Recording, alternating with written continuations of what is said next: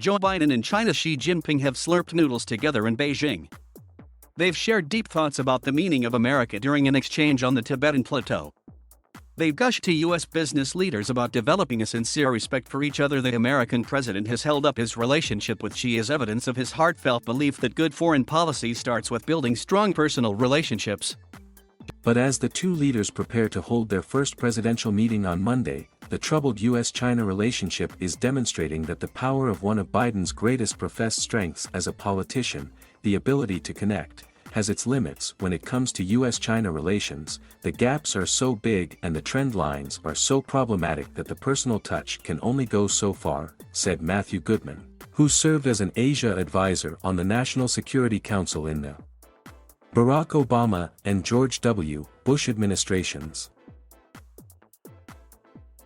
White House officials have set low expectations for Monday's virtual meeting. No major announcements are expected and there's no plan for the customary joint statement by the two countries at the end, according to administration officials. The public warned Xi referred to Biden as his old friend when Biden visited China in 2013, while the then U.S. vice president spoke of their friendship has cooled now that both men are heads of state.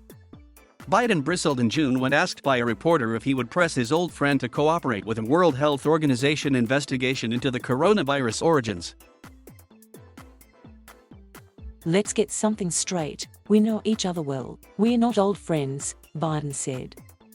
It's just pure business. Biden nonetheless believes a face-to-face meeting, even a virtual one like the two leaders will hold Monday evening, has its value. He feels that the history of their relationship, having spent time with him, allows him to be quite candid as he has been in the past and he will continue to be, White House Press Secretary Jen Psaki said in previewing the encounter. Biden and 11, ages 78 and 68 respectively, first got to know each other on travels across the US and China when both were vice presidents, interactions that both leaders say left a lasting impression. Of late, there have been signs that there could be at least a partial thawing after the first 9 months of the Biden administration were marked by the two sides trading recriminations and by unproductive exchanges between the president's top advisors. Last week, for example, the US and China pledged at UN climate talks in Glasgow, Scotland, to increase their cooperation and speed up action to rein in climate-damaging emissions. Monday's meeting, the two leaders' third engagement since Biden became president, comes amid mounting tensions in the U.S.-China relationship. The two held long phone calls in February and September where they discussed human rights, trade, the pandemic and other issues. Biden has made clear that he sees China as the United States' greatest national security and economic competitor and has tried to reframe American foreign policy to reflect that belief. His administration has taken Beijing to task over committing human rights abuses against ethnic minorities in northwest China, squelching pro-democracy efforts in Hong Kong and resisting global pressure to cooperate fully with investigations into the origins of the coronavirus pandemic. Tensions have also risen as the Chinese military has flown increasing numbers of sorties near the self-ruled island of Taiwan, which Beijing considers part of its territory. Chinese officials have signaled that Taiwan will be a top issue for the talks. Biden has made clear that his administration will abide by the long-standing US One China policy, which recognizes Beijing but allows informal relations and defense ties with Taipei. Chinese military forces held exercises last week near Taiwan in response to a visit by a US congressional delegation to the island.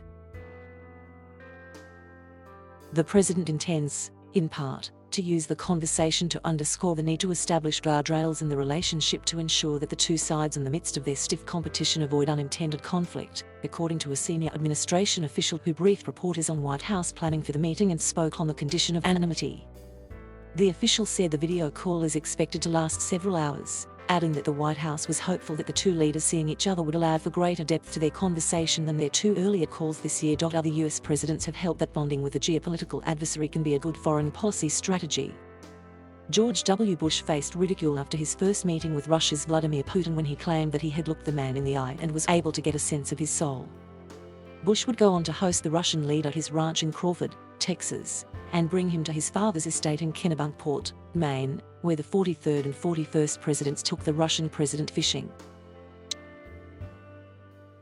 Putin ultimately frustrated Bush and the relationship was broken after Russia's 2008 invasion of its neighbor Georgia. Donald Trump went from disparaging North Korea's Kim Jong-un as rocket man to declaring the two fell in love in an exchange of letters as the US president unsuccessfully attempted to persuade him to give up the regime's nuclear weapons program.